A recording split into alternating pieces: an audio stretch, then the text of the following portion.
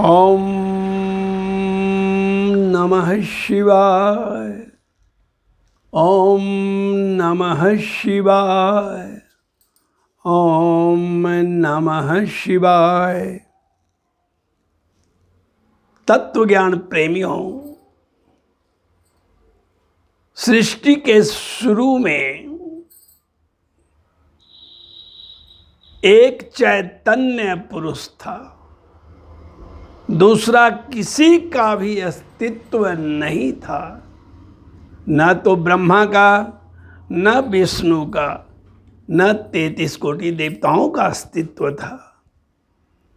उस समय केवल और केवल भगवान शिव थे, जिन्होंने दाहिनी ओर से ब्रह्मा को उत्पन्न किया और बाईं ओर से विष्णु को उत्पन्न किया। इसीलिए शिव को आदि तत्व माना जाता है। शिव के अस्तित्व को सदा सर्वदा स्वीकार किया गया है। सृष्टि के पूर्व भी चैतन्य रूप में वही थे, मध्य में भी वही हैं और भविष्य में भी वही रहेंगे। ऐसे शिव की जो उपासना नहीं करता है, उसका जीवन कभी भी सुखद नहीं हो सकता है। चाहे वह संसार की कामना करे या ब्रह्म तत्व की प्राप्ति का कामना करे, इच्छित तत्व बिना शिव का नहीं प्राप्त हो सकता है। इच्छित तत्व बिनु शिव अवराधे संभव ही नहीं है। अतः हमें सांसारिक जीवन जीने के लिए तो भेजा ही गया है, लेकिन वही सब कुछ नहीं है। किसी कवि ने कहा है, इच्छित फल बिनु शिव अवराधे, लहि न जोग जप तप साधे। कितना भी जोग जप तप कर लो, शिव की कृपा तब तक नहीं होगी जब तक शिव की हम आराधना नहीं करेंगे। शिव हमारे सांसारिक इच्छाओं की पूर्ति तो करते ही हैं, सबसे बड़ी उनकी जो देन होती है वह तत्व ज्ञान की प्राप्ति। तत्व ज्ञान की प्राप्ति के बिना मनुष्य और पशु में कोई भेद नहीं है। खाना पीना सोना प्रजनन करना, हम में और पशु में कहाँ फर्क है? फर्क तो उस समय होता है जब शिव तत्व की प्राप्ति होती है, और उस समय सारा संसार हमारी मुट्ठी में आ जाता है। सारी सिद्धियां हमारी चेरी हो जाती हैं। अतः सब कामों को भूल करके शिव की आराधना करना हमारा परम कर्तव्य है। शिव हमारे संसार की सुविधाओं को देते हैं, लेकिन शिव मूलतः बैरागी हैं। वे श्मशान में क्यों रहते हैं? वे भस्म क्यों लगाते हैं? इसका कारण यह है कि शिव का यह स्पष्ट पता है कि इस संसार में जितने मनुष्य हैं, पशु हैं, पक्षी हैं, पेड़ हैं, सब आज हैं और कल नहीं। सभी नष्ट होने वाले हैं। इस नश्वर जगत में वे रहने के लिए श्मशान चुनते हैं, जहाँ हर चीज नष्ट नाबूद हो जाता है। भस्म लगाकर संसार को यह बताते हैं कि तुम कितना भी साज श्रृंगार कर लो, कितने भी महल बना लो, कितने भी मौज कर लो, अंत में तुम्हारी परिणति श्मशान पर ही होता है। और यह भी नहीं है कि कल युग में 400-500 साल कोई बचता है। 100 साल बच गया तो गंजन ही होता है। 70-80 होते होते जय सिया राम कह के चल देता है। अतः इस जीवन को हम एक अनमोल अवसर माने और इस अनमोल अवसर में शिव के चरणों में रहें। शिव हमारे सर्वत्र हैं, लेकिन मशान उनका प्रिय है।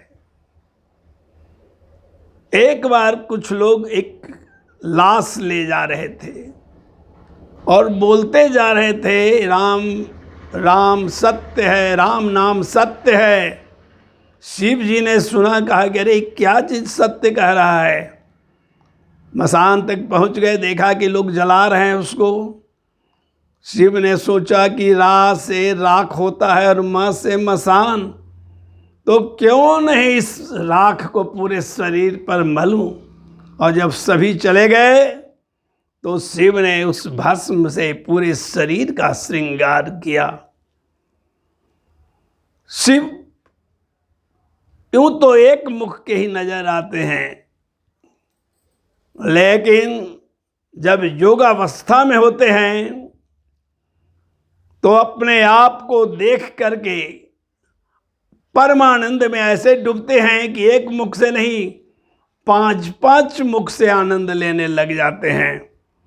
लेकिन इसका अर्थ नहीं कि हर समय उनका 5 मुख रहता है, एक मुख ही रहता है। लेकिन परमानंद की अवस्था में जब वे आत्म तत्व का चिंतन करने लगते हैं तो 5-5 मुख से आनंद की धाराएं बहने लगती हैं। शिव सर्वत्र तो हैं ही, इसमें कोई दो मत नहीं। जहां बुलाए शिव वहां प्रकट हो जाते हैं।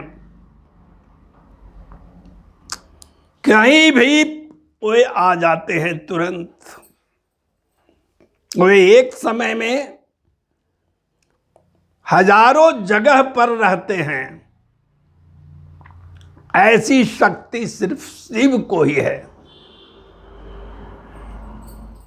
एक बार मैंने बाबा धाम में उन्हें आकाश की ओर देखा कि आकाश में ही बैठे होंगे, और सचमुच वे आकाश में आ गए। शिव में एक और गुण है, कितना भी धीरे से उनको याद किया जाए, धीरे से बोलकर मेरा मतलब है, वो सुन जाते हैं। एक बार मैं काशी गया हुआ था दुर्गा पूजा में, लेकिन मैं काशी में ये नहीं जान रहा था कि कहाँ कहाँ घूमना है। मैंने मन में इतना ही कहा कि मैं तो पत्नी और बच्चों को छोड़कर आ गया हूं प्रभु आपके धाम में, लेकिन अब मैं कैसे देखूं काशी। और आश्चर्य हुआ कि पैजामा कुर्ता में त्रिपुंड लगाए हुए एक पुरुष मेरे सामने प्रकट हुए, बहुत सारी मिठाइयाँ लेकर। उन्होंने मुझे खाने के लिए कहा, लेकिन मैं नहीं खाया, क्योंकि मैंने सुना था अनजान व्यक्ति से नहीं खाया जाता है। इसके बाद वे हमारे साथ घूमने की इच्छा प्रकट की। 6 से 7 घंटे हम लोग घूमे, हमें चाय भी उन्होंने पिलाई। इतना ही नहीं, जिस रिक्शा पर हम टहल रहे थे उस रिक्शे भाड़े को जब भाड़ा देने के लिए आया तो मैं तो समझ रहा था कोई सामान्य पुरुष हैं। 4 रुपए हमने देकर कहा कि 2 आप दीजिए कम से कम। बैग खोलते हैं तो उनके पास नोटों की भरी गड्डी है। निकाल करके बहुत कहने पर 2 रुपया दिया, क्योंकि वो तो लीला कर रहे थे कि मुझे पहचान नहीं जाए। मित्रों, मैंने गंगा किनारे काशी में उन्हें भजन भी सुनाया, लेकिन जब आनंद भैरव का दर्शन करके आया तो उन्होंने कहा कि जल्दी कीजिए, विश्वनाथ मंदिर जाना है। मैं फ्री स्टाइल में चप्पल पहनता हूं कि तुरंत पैर में चला जाए। मैं ऐसे पहना ही कि उसी 1 सेकंड में वे गायब हो गए। मैं उनकी गलियों में घूमते घूमते दौड़ दौड़ करके देख लिया कि कहाँ गए, पता नहीं चले। अतः शिव से बहुत धीमे बोलने पर भी वे जान जाते हैं। मंत्रोच्चारण इतना धीरे से करना चाहिए कि खुद को भी सुनाई नहीं पड़े, लेकिन हमारे प्रभु सुनते रहते हैं। वो कहीं भी सुन लेंगे धीरे से बोली हुई बात, धीरे से किया हुआ जप।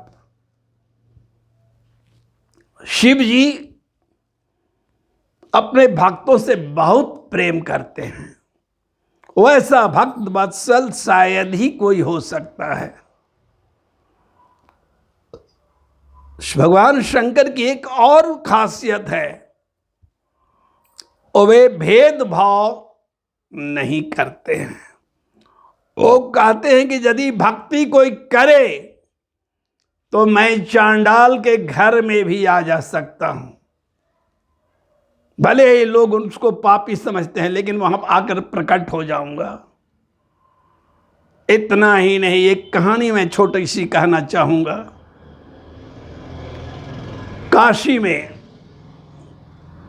भगवान शिव चांडाल रूप लेकर के गंगा से स्नान करके निकल रहे थे आदि शंकराचार्य की परीक्षा लेने के लिए। लेकिन शंकराचार्य ने कहा कि चंडाल दूर रहो, मैं नहा कर आ रहा हूं, टच मत कर देना। शंकराचार्य की बात सुनकर के उस चांडाल ने कहा, किसको कह रहे हो तुम चांडाल? शरीर को? तो जैसा शरीर मेरा है वैसा शरीर तेरा है। मेरे शरीर में ही 5 तत्व हैं और तेरे शरीर में भी 5 तत्व। फिर तुम ब्राह्मण और मैं चांडाल कैसे हो गया? क्या तुम आत्मा को चांडाल कहने की हिम्मत करते हो? आत्मा तो परमात्मा है, परमात्मा को चांडाल कहना शोभा नहीं देता है। तुम कैसा विद्वान हो, समझ रहे हो कि हम पूरा उत्तर भारत जीत गए, दक्षिण भारत जीत गए। अभी तुम में ज्ञान नहीं आया है। जब तक गबड़ा के जल में और गंगा जल में तुम भेद नहीं जानते हो, जब तक चांडाल और ब्राह्मण में भेद नहीं जानते हो, जब तक कुत्ता और आदमी में भेद नहीं जानते हो, तभी तुम ज्ञानी हो सकते हो। भेद की भावना ही हमारी सबसे बड़ी बाधा है। किसी से भी भेदभाव नहीं करना चाहिए। वही सूरज है जो गंगा में भी परछाई उसका दिखाई दे रहा है और गबड़ा में भी दिखाई दे रहा है। सूरज ने भेद नहीं किया, तुम एक मरण धर्मा आदमी कैसे भेद कर रहे हो? शंकराचार्य की आंखें खुल गईं और वो चांडाल के पैर पर साष्टांग दंडवत करने लगे। वह चांडाल तो था नहीं, वो तो शिव परीक्षा ले रहे थे, इसमें वास्तविक ज्ञान आया है या नहीं। प्रकट हो गए और कहा कि भेदभाव दूर करो तुम। शंकराचार्य उस दिन से कुत्तों को भी उतना ही आदर देने लग गए जितना ब्राह्मणों को। आपको भी भेदभाव नहीं करना चाहिए। भेदभाव से आत्मा संकीर्ण होती है। भेदभाव से हमारा चेतना बाधित होती है। शिव की भक्ति हमें हर हालत में करनी चाहिए। जान करके की गई भक्ति भी फलदायक है और अनजान में की गई भक्ति भी फलदायक है। शिवरात्रि के दिन एक व्याघ्र शिकार के लिए बेल के पेड़ पर चढ़ गया था। हिरण आया और जैसे ही अपना धनुष बाण ताना, कुछ पत्ते नीचे एक शिवलिंग था उस पर गिर गए। क्योंकि उसको भोजन नहीं मिला था इसलिए रात भर उपवास रहना पड़ा। उपवास भी रह लिया, बेलपत्र भी गिरा दिया और तो और पत्तों से वर्षा ऋतु थी, कुछ जल भी गिर गए शिवलिंग पर। शिव प्रकट हो गए, बोलो क्या मांगते हो? व्याघ्र ने कहा कि मैं क्या मांगूंगा, मैं तो भूखे हूं कई दिनों से परिवार के साथ, आप इतने कृपा कीजिए कि हम लोग भूखे नहीं रहे, और कुछ क्या मांगे, अब आप ही मिल गए तो फिर मांगना क्या है। इसी तरह एक गुणनिधि नाम का लड़का था, वह जुआ खेलता था, व्यभिचारी था, लेकिन एक दिन शिव मंदिर में जाकर के वह भूखे प्यासे पड़ा हुआ था। कुछ लोग पूजा करने आए थे, वो इस फेरे में था कि दीपक बुझे तो चुरा करके ले भागूं प्रसाद, लेकिन अंधेरे में उसे मिल नहीं रहा था, तो अपने कमीज को ही फाड़ करके दीपक बना लिया और प्रसाद खोजने लगा। प्रसाद मिला, लेकर के भागने लगा, तो लोगों ने उसको जान मार दिया। क्या पूजा पाठ करोगे जब प्रसाद के लिए किसी को जान मार देते हो? प्रसाद तो ईश्वर का प्रसाद है, हर एक में ईश्वर है, लेकिन उन लोगों ने गुण निधि को जान मार दिया। और वही गुण निधि अनजान में कपड़े से लाइट जलाने के कारण शिवरात्रि में भगवान शिव को प्रिय हो गया, और मरने पर भगवान ने उसे एक कलिंग देश का राजा बना दिया। अगले जन्म में वह कुबेर बन गया, यानी सारी धन दौलत का भंडारी, और शिव का मित्र बन गया। अलकापुरी में कुबेर आज भी रहता है। तो मित्रों, मन से पूजा करो, बिना मन का पूजा करो, रीझ कर पूजा करो, खींच कर पूजा करो, फल की प्राप्ति अवश्य होती है। शिव की पूजा करने में किसी भी प्रकार की कोई बाधा नहीं समझना चाहिए। जिमि हरि शरण न एको बाधा, सुखी मीन जह नीरे अगाधा। शिव की भक्ति में कोई बाधा नहीं है, इसलिए हमें जो बने उसी से करना चाहिए। कुछ नहीं मिले तो एक बूंद जल भी ढार देना चाहिए शिवलिंग के ऊपर। एक बूंदवारी जो ढारे त्रिपुरारी के, वो भी शिव उससे मस्त हो जाते हैं। हमारे शिव अनाथों के नाथ हैं, सांपों को भी गले लगाते, सांपों को भी गले लगाते, कठिन जहर को वे पी जाते। जिसको कोई नहीं पूछता है उसको शिव पूछते हैं। वे अनाथों के नाथ हैं। भिक्षु के भी कान में लगा लेते हैं। मुर्दे के भस्म को जो कोई छूना नहीं चाहता, छूता है तो स्नान करता है, उसे पूर्ण शरीर पर लेप कर देते हैं। अतः जिसका कोई सहारा नहीं है, उसका सहारा मेरे भोलेनाथ है। वे परोपकार की मूर्ति हैं। जब होने लगा सागर का मंथन, उन्होंने जहर जो निकला खुद पिया। ब्रह्मा विष्णु कोई भी देवता पीने के लिए तैयार नहीं था।